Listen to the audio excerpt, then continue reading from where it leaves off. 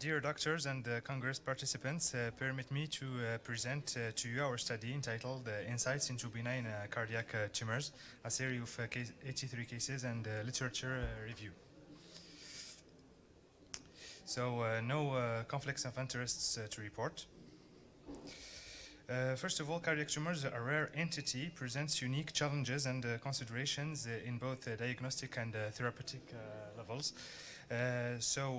We distinguish benign cardiac tumors and malignant cardiac tumors. Benign cardiac tumors, although they are benign, they can disrupt cardiac function and, of course, cause complications. So there are few works that study benign cardiac tumors. So in this study, we try to report our experience in the management of this entity.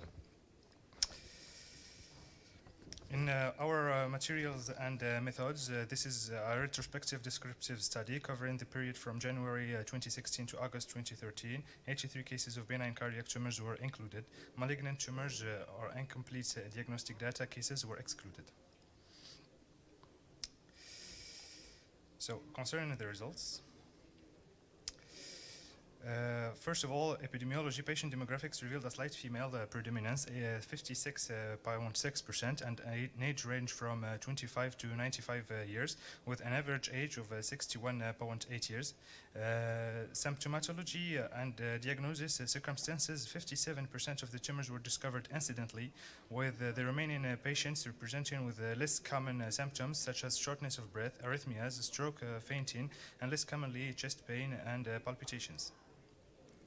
Concerning imaging modalities, all patients underwent transthoracic echocardiography as a first-line diagnostic tool and was sufficient in 16% of operated patients to pose the diagnosis and the surgical indication.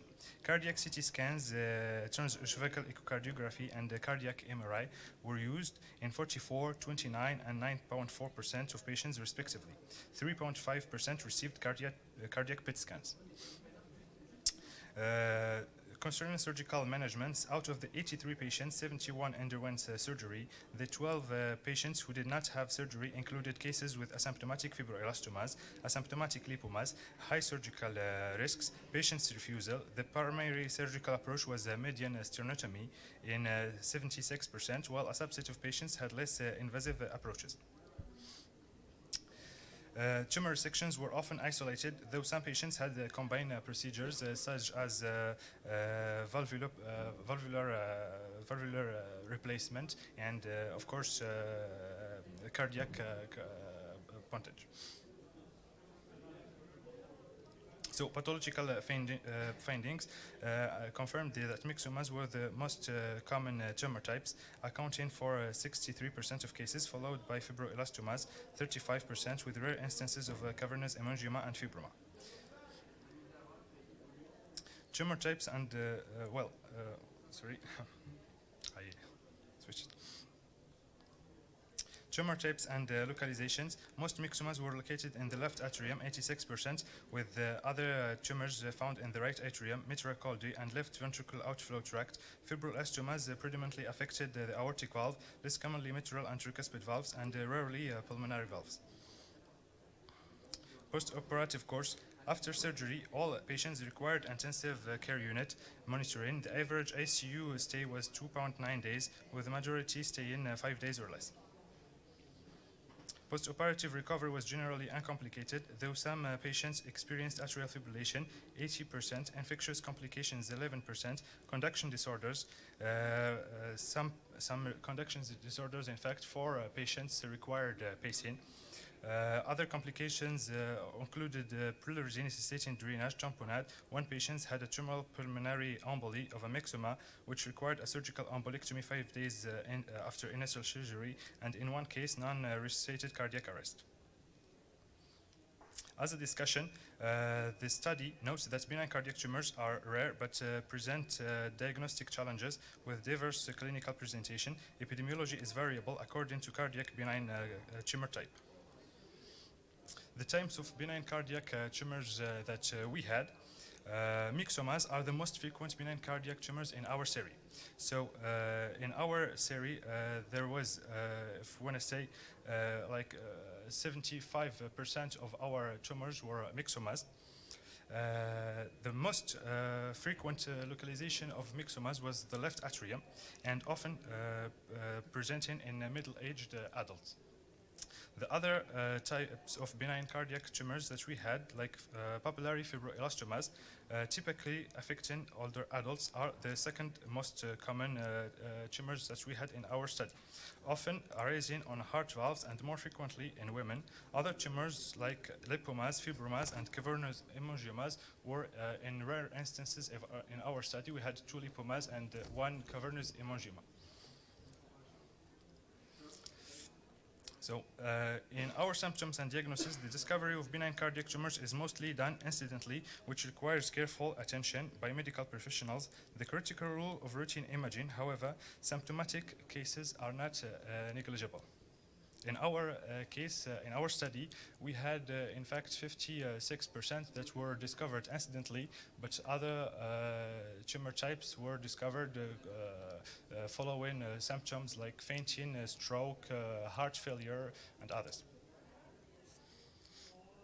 Concerning our paraclinical approach, in this study, the evolution of imaging techniques was highlighted, particularly the role of advanced modalities such as cardiac MRI and PET scans in differentiating benign from malignant tumors and assisting in preoperative planning.